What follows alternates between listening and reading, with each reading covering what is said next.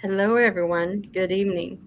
Thank you for joining another episode of Behind the Witch's Veil, which is a sister podcast to Within the Cauldron.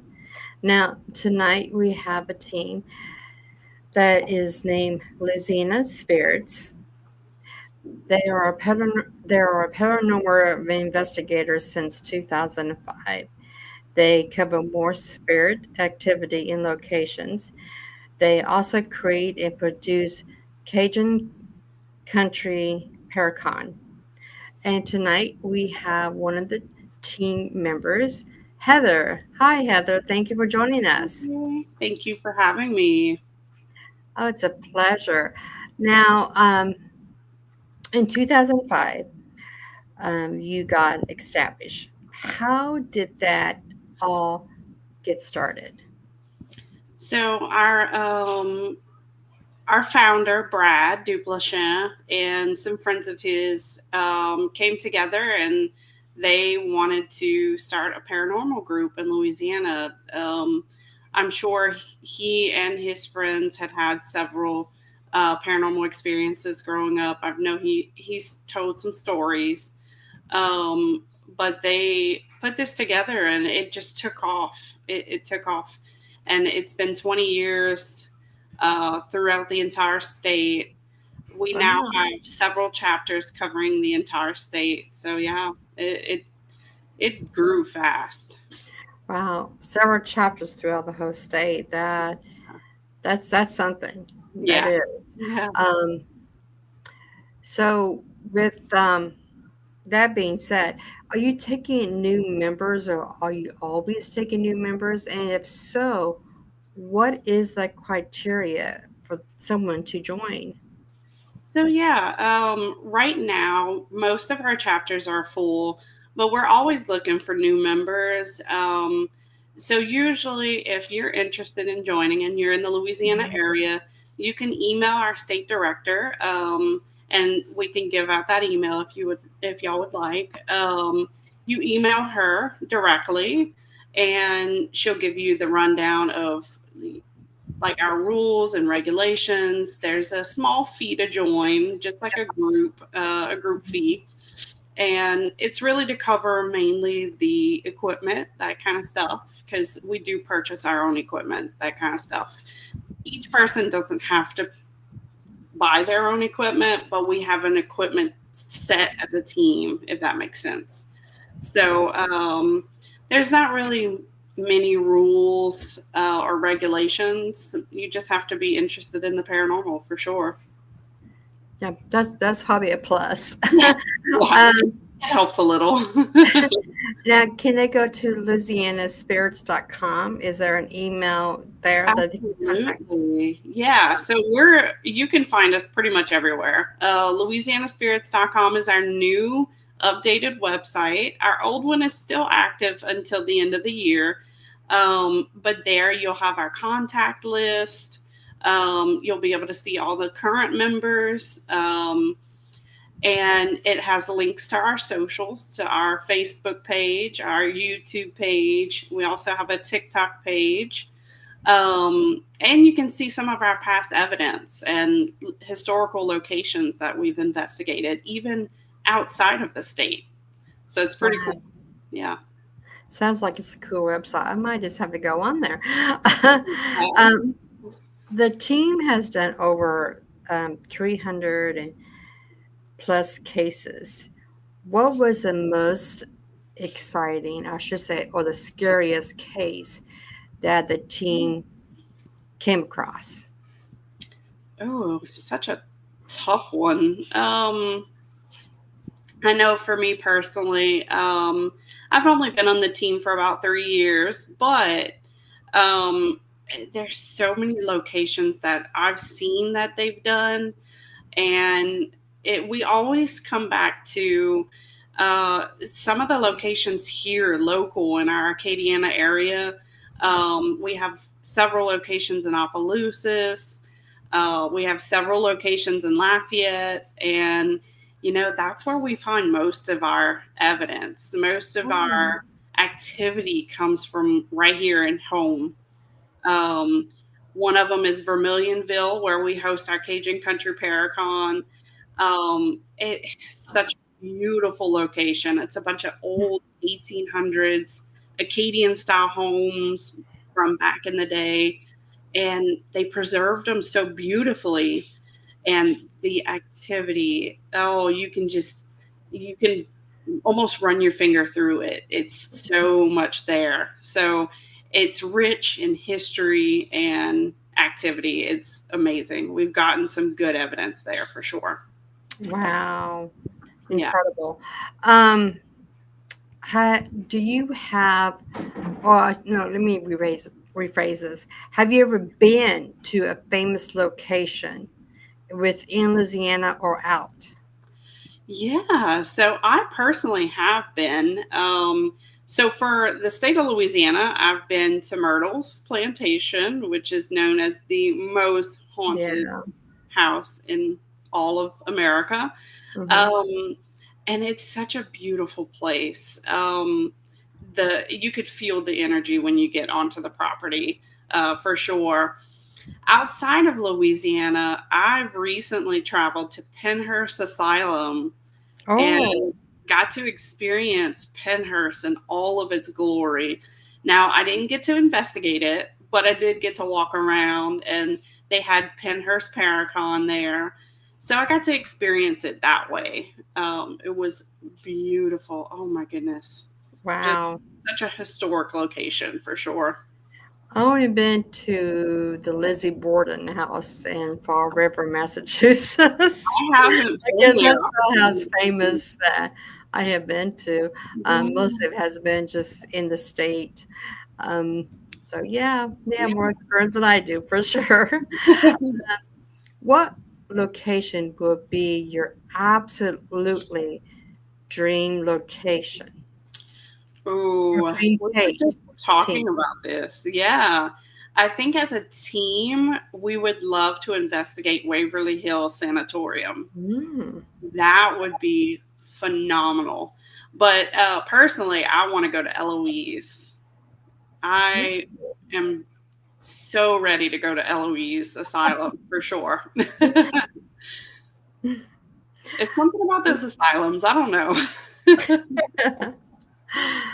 Hey, it's a place to check out, that's for sure. Yeah, yeah. Has anything ever gone wrong when you were on a case? Hmm. You know, we really haven't run into anything that has gone, sideways or anything. I think the only thing that comes to mind is, we do perform the Estes method, if y'all have ever heard of it. And at Vermilionville, actually, I had gone under in the Estes method, and it seems that a spirit had tried to really communicate to me through that method. And I had a psychic medium there, Marilyn Bast, and she could tell that something was trying to attach to me. My breathing started to get heavy, and she quickly pulled me out because the spirit was too strong, trying to come on too strong. And after that, I was pretty affected for the rest of the night. Couldn't really focus. I couldn't continue on with the investigation. I had to sit out for the rest. So that was pretty crazy right there at Vermilionville. Wow. It is mentioned on the flyer that I received that the team does classes. Hmm. Can you explain about the classes that the team does? Yeah, absolutely. So we decided to start doing kind of an interactive paranormal investigation. So the public will pay like a small fee, 25, $30, sometimes more depending on the location. And they get to come investigate with us. They use our equipment, and we kind of walk them through in groups. We break into groups and we kind of walk them through how to do an EVP, how to use the equipment, and it's an active investigation. So we always do active locations that we've been to before, and they get to hopefully experience some of that ghost interaction. Yeah. Wow. And these classes are absolutely face to face, not online or anything. Yeah, it's completely in person, and it's super interactive. We're there to guide them. We don't do the investigation for them. We encourage them, even if you don't know what to do. We encourage them to like just ask the question. The ghosts aren't going to bite you. Kind of reminds me of an escape room in a Right. way, you know. Yeah. I Yep. love that. That's cool. Yeah. Now, what do you think is the biggest time drain for the team that takes the longest to prepare for, that it kind of drains them out? Ooh, definitely planning for Paracon. I think um, it's fun. It's fun to plan, but the minute Paracon ends, we're immediately planning for the next year Oh, wow. already, and we're only going to be in our third year, so it's definitely getting bigger and it's getting harder to plan for. But it takes a lot of work and a lot of perseverance, and it's definitely time consuming. Oh, I bet. I bet it is. Um, Now, speaking of Paracon, let's go ahead and talk about that. Yeah, Now, you say it's been going on for how many years now? 3 years? this will be our third year coming up. 3 years. Hmm. So, where's it at? What actually happens there? Are there other teams that comes to Paracon? So yeah, it happens at Vermilionville here in Lafayette. It was a 1 day event, but we just recently opened it up to 2 days. So the first day is going to be like a mini investigation with two of our special guests, Marilyn and Mike Gagliano. Hmm. They're going to pretty much run the first night investigation. Hmm. And then the second day is the full con. So the con, it opens up at 10 o'clock earlier for VIP. They get to come in, see all of our vendors, and see our special guests and talk. And we'll have some workshops. I think we're going to be doing water scrying for one of them. There's going to be a gallery reading, so all kinds of fun stuff. And then VIPs and special guests that night are going to get to investigate at Vermilionville that night. So, Wow, that sounds really exciting. yeah, Really. it's going to be a weekend of fun for sure. So I can see that it would take you almost a whole year to plan another one. I mean, being an event organizer myself, or I should say used to be, I did it for 27 years.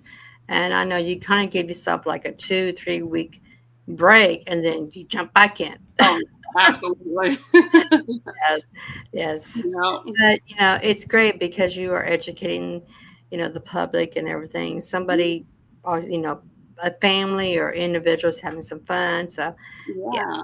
that is It's good.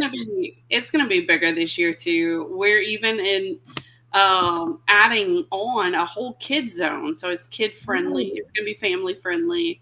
There's gonna be kid games outside. The weather's beautiful in April. It's gonna be April 10th and 11th, and yeah, the whole area. They have the oak trees and the moss, and it's typical Louisiana for sure. I do like Louisiana. I have it. It's a really good vibe. Mhm. Um, do you think, oh, I should say, what do you think about the TV shows nowadays that has to do with the paranormal? I mean, do you think that there are hype up too much?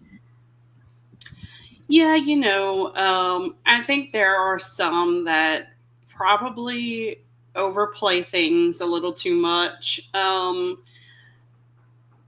They have some that are a little bit more real, I would say, a little bit more accurate. And, it's hard for TV because we'll sit in an investigation for hours and hours and hours and not get anything, not get anything. And for a TV show, that's not too good to sit there and watch people just sit in the dark. So Yeah. I definitely understand. It's hard. So they may have to shoot for 3 or 4 days in order to get just enough for a small TV show.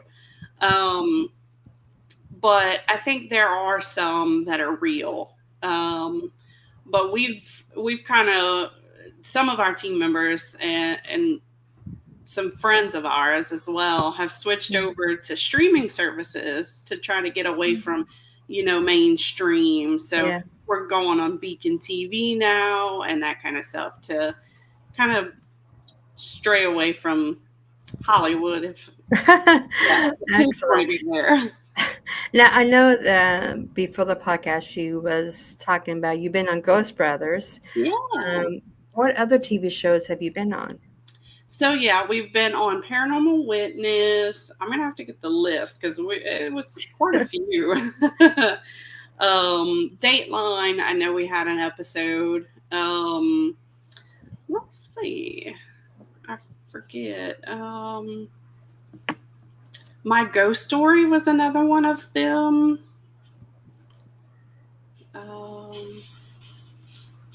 Oh, here we go. Yeah, Paranormal Witness, A Haunting. We had an episode. So it's little snippets of Louisiana. And, on Ghost Brothers, our owner, Brad Dupelshire, went and investigated one of our locations with the Ghost Brothers. And then we had a pretty cool film crew come in from overseas. I think he was from like Australia or something. It was called Soul Films. So we were Oh, also featured in that as well. I think we do have them coming on Oh, next month. really? I think the next month or in November. I think Yeah. they're Cool. coming on. Yes. Yeah. Um. So I know a lot of people try to start a paranormal team, um, and I always heard of people saying, "I don't know what to ask."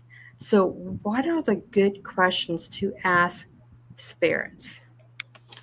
Yeah. So I always like to start off with, who are we speaking with? Hmm. Are you a male or are you a female? Try to get ground, see like what are you dealing with? And then I might jump into the more personal questions, like trying to think of an instance, like uh, did you like it here? Um, it, why are you still here? That kind of stuff. Like you start Hmm. to try to get answers. That's how I always lead my investigations. You could do it very differently. I mean, you can ask for names, you can ask for specific things. It all depends on the situation, I think, for sure. Yeah. Um, I never really had any issues, but I know some people would sit down and it's like, speak to me, or they Yeah, get really, I guess, kind of disrespectful because they yeah, want so much to see something or feel right. something or hear something. So, Hmm. yes. Yeah, we try to lead with compassion and just have a sit down conversation. We Mhm. treat them like they're people because they are people, and lead with compassion for sure. Now, in gathering evidence, what methods do you use during an investigation? So we do everything from we have IR cameras, we set up camera systems when we first get into a location. Those are static cameras, so they are constantly recording. Um, we also have K2 meters, we have REM pods. We will always put cat balls, like regular cat toys, in front of a camera to record to make sure, if that thing goes Mhm. off, you have to push that for it to Yeah. go off. Like something's obviously playing with it. We have spirit boxes that we'll use sometimes. And then, one of our most used way of recording evidence is recorders for EVPs. EVPs is our number one. Like, that's where we get our hard evidence from, for sure, is EVPs. Wow. Wow. Yeah. I know when we was at the Lizzie boarding house last fall, they gave us a EVP to, talk to Yeah. the spirits and everything. And, when I'm not, like the best or experienced investigator, believe me, I don't even call Oh. myself an investigator. I'm not. I just like going to scary places. Honestly, I like to see what I pick up and everything. But I know that witnessing at the Lizzie house, I can tell with some people are just like, oh, they touched me, or like, oh, they step on my foot or something. Yeah. And it's like, oh, really, really, it gets everybody kind of hyped up, you know. Hmm. And I'm just like, well, let me see. My son and I are witches, so we see if we could find anything. Yeah. It, it wasn't what people thought they were feeling or something. I Yeah. think people just get hyped up because, oh, it's a haunted house. Right. Yeah.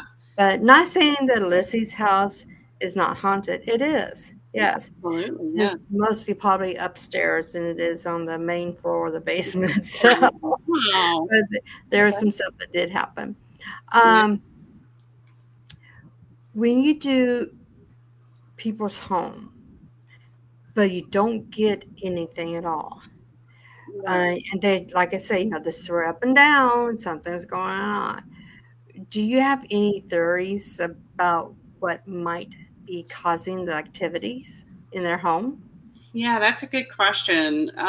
So we have had instances where, we go into a client's home, they report things are happening around them, and when we go in, nothing really happens. We don't automatically dismiss it. You know, Mm. maybe the spirits just didn't want to act at that point. I mean, we can't make them Mhm. act on command. Right. So I think that's definitely a possibility. And then I think, they're used to who they see every day. So the homeowner would be there while we're investigating. But if there are other people, like, could you imagine someone coming in your home while you're watching TV and they are doing weird things on your couch while you're trying to watch TV? You're going to Yeah. be weirded out and you're going to be like, I don't want to talk to these people. And they're just randomly sitting in your living room. I think that spirits kind of react that way as well. Like, they don't Yeah. talk to these strangers, they don't really want to have anything to do with us. So that definitely could be a possibility. Um, there is the possibility of, and I never talk down on a client, but there is the possibility for mental illness and stuff like that. Yeah. But that's not for us to point out for Well, sure. we have interviewed a lot of paranormal teams or individuals, and they do add that, Mhm. that it can be like that. Yeah. So, I think the audience knows what you mean. You don't want to discredit anybody, but then again, sometimes if somebody is alone by themselves for so long, they can probably hallucinate or Yeah, not saying they're taking any kind of medication. It's just the mind does silly things to yeah, everybody. absolutely. Yeah. You never know. You Yeah, never. that's true. I mean, there's some times that we had the lights flicker or lights would go off, or I think probably one of the creepiest ones. Well, it wasn't really creepy, but it was like it was just everybody was kind of like in a, like I said, sour mood and everything. And we was making spaghetti that night, and so this empty spaghetti jar was on the countertop. It was empty and everything, and nobody was arguing or anything. Was just talking, and then all of a sudden it just went off. Oh It was like, okay, wow. and we know there was no way. We didn't have no cats. We had dogs. There was no way. Right. Oh my goodness. But Wow. speaking of that, what are all the signs of a paranormal activity? So there could be many. I mean, we respond to anything from sounds, electricity flickering, even if it sounds so far fetched, we will come out for free and we will investigate. And, most of the time it is environmental. But there is that percentage that it is paranormal. Yeah. We've had reports of, foul smells. We've even had reports of, like what looked like coffee grinds on the window seals and their furniture moving and noises, all kinds of things. So even if we don't know what could be causing it, we're gonna go check it out. We're gonna at least go and see if we can help for sure. Now, do you have a medium on your team? We do not, but we have several what we call sensitives. Hmm. We're not technically mediums. If we do feel like we need a medium to come in, we will call one to come in. We have a few friends that we know that are mediums as well, but we do not have one on the team currently. Cool. Um, do you have any protocols or advice for property owners who believe they are being affected by a spirit but don't want to call anybody? Yeah, that's hard. I would definitely, there was one client that was scared that they were going to be looked at differently because they were having these experiences. And they did eventually reach out to us, but they were like, is there something else that we can do instead of calling y'all to come here? Hmm. And I said, are you in a church? Are you with some kind of religious group? Maybe talk to them and have them come. Or um, some people who are religious, they say, say the rosary. It all kind of depends what you believe, but it's protecting and grounding yourself. We say prayer if you believe in that. Whatever makes you feel comfortable and is able to help you go to sleep at night and be able to live in your home. Because you don't want to have to be in what you call your home and it doesn't feel like your home. Yeah. Um, how about cemeteries? Have you ever been drawn to going to cemeteries that may be like haunted? Like I know many years ago we went to Gettysburg, um, and it was, yeah. I mean, the battlefield itself was just so a lot of Absolutely. vibrations, I would say, and the cemetery and everything. Yeah. Um, so, have you ever been to one that's? Actually, we just got back from Gettysburg. Some of the team Ah, went to the battlefield for the battlefield bash. Um, I think that was in July. Yeah. Um, so we technically don't investigate cemeteries just because, there's car traffic.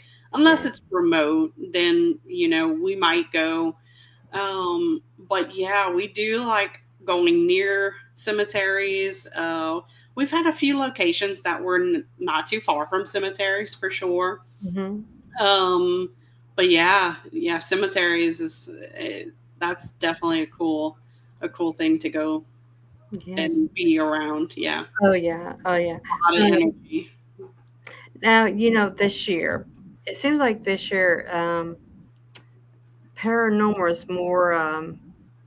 vibrant this year, Mhm. probably because of Annabelle, you know, because, she's been going where this, here and there and everywhere. Girl poor. And okay, so we did have the grandson of Ed and Lorraine Warren a couple times and everything. And you know, what do you think about Annabelle being on tour, visiting? Do you think that bad things are happening because of her, or is it just in people's minds because she's there and they expect something bad to happen?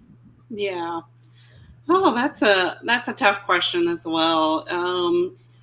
Personally, I don't know if she is technically causing all this mayhem. I think it's coincidental, probably.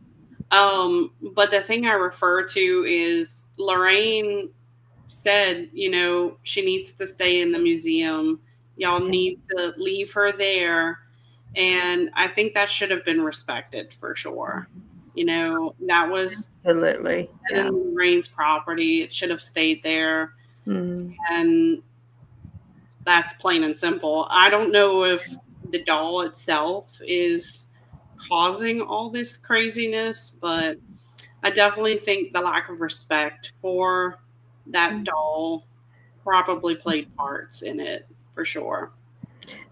Now, have you ever came across haunted items that somebody's like, oh, this doll or this teacup is haunted, or something? I mean, have you ever come across any kind of haunted items?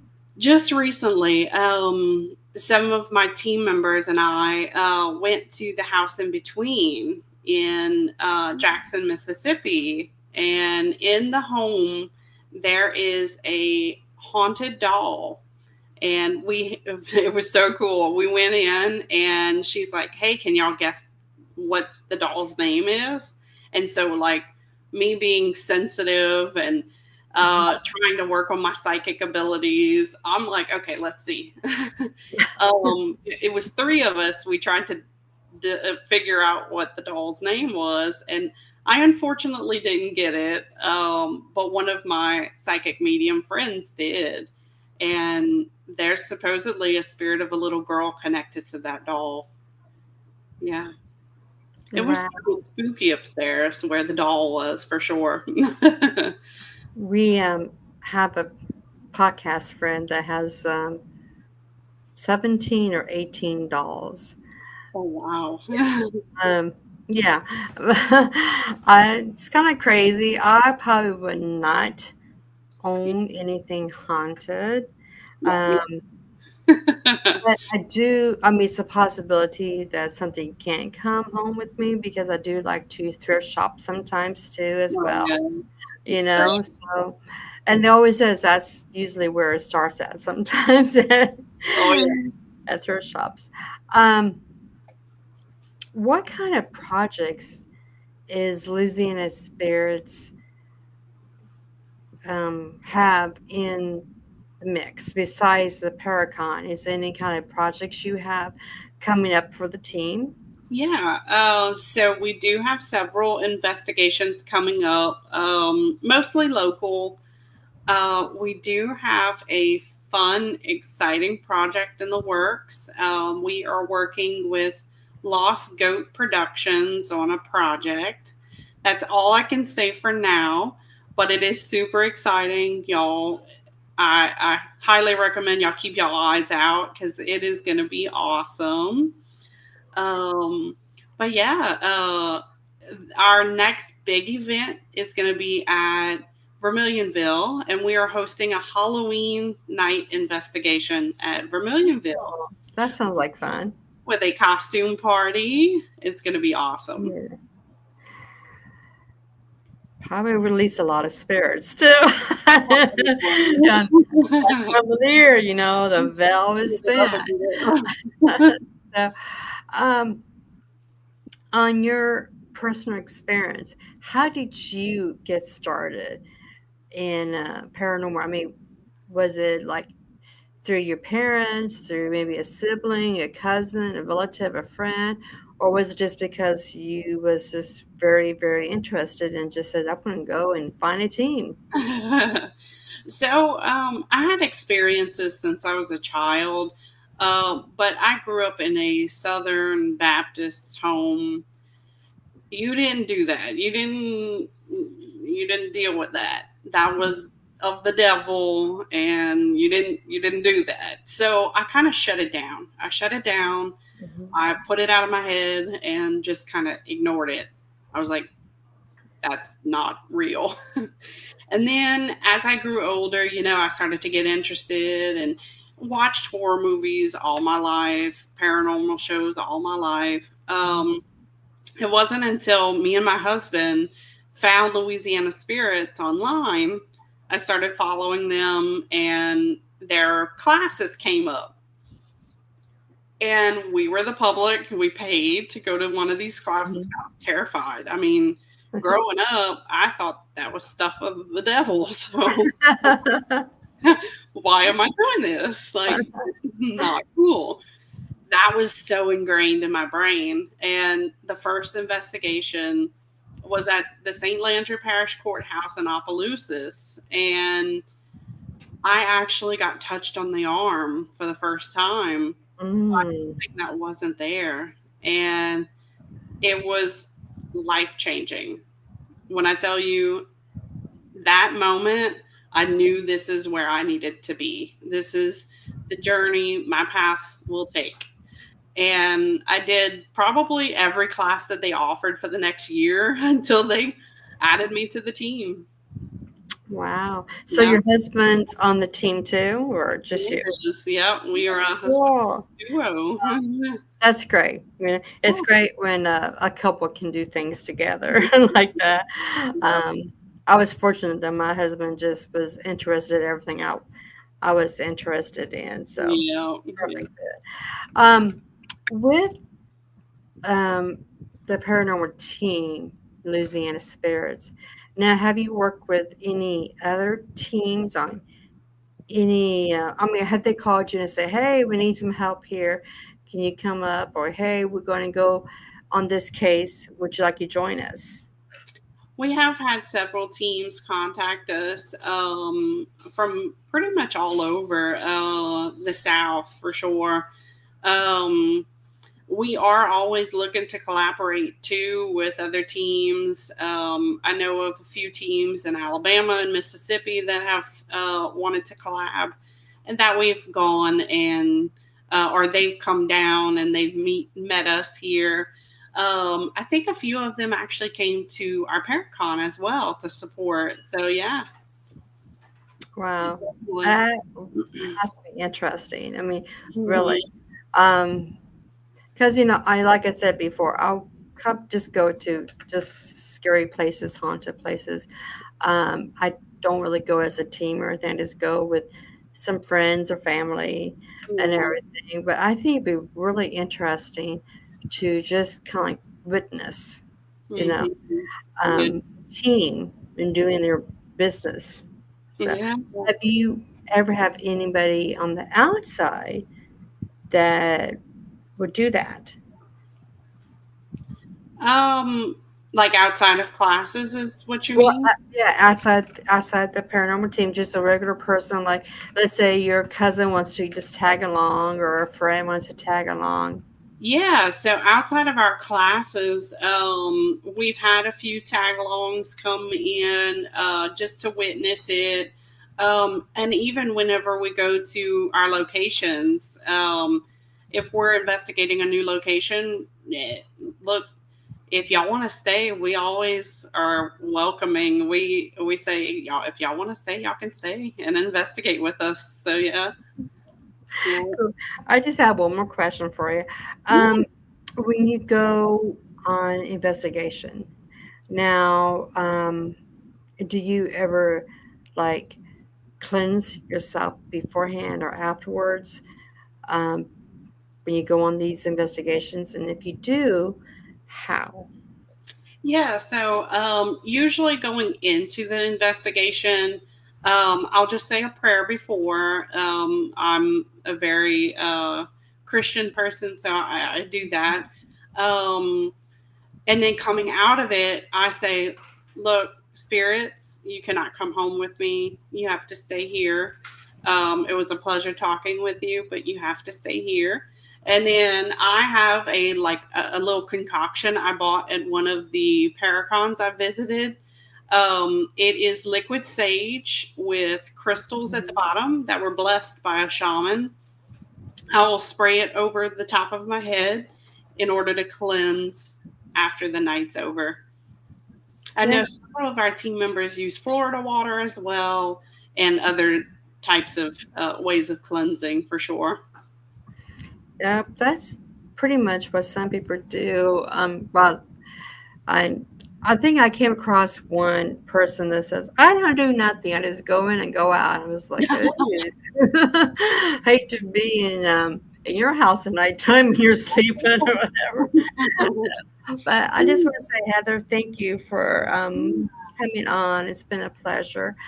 Um, Louisiana, the state of Louisiana is very interesting itself, of course, and of course, New Orleans. Of course, I might Mhm. not have to tell you anything about that. Yeah. But I just want to say thank you for coming on, and to the audience. Down below is the website for the louisianaspirits.com. Please go there. Now, do you have a YouTube as well that they can go on Mhm. and look Yeah, at? you can look up Louisiana Spirits, and we do have some videos uploaded. We want to start working more into YouTube, but we have just a few videos there, but it's definitely good ones. Cool, great. Well, everybody, thank you for tuning in. And like, share, and subscribe to Behind the Witch's Veil. And Heather, once again, thank you. Yeah, Blessings to all, and everybody have a great weekend. Bye thank bye. you.